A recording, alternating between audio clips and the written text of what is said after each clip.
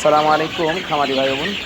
1.5 মাস 2 মাসের ফার্মি মুরগি সুস্থ সবল বাচ্চা মোরগ মুরগি বাছাই করে যাচাই করে খরিদ করবেন। একদম আসবেন খামারে। আমার লোকেশন ভাঙ্গা থানা, ফরিদপুর জেলা।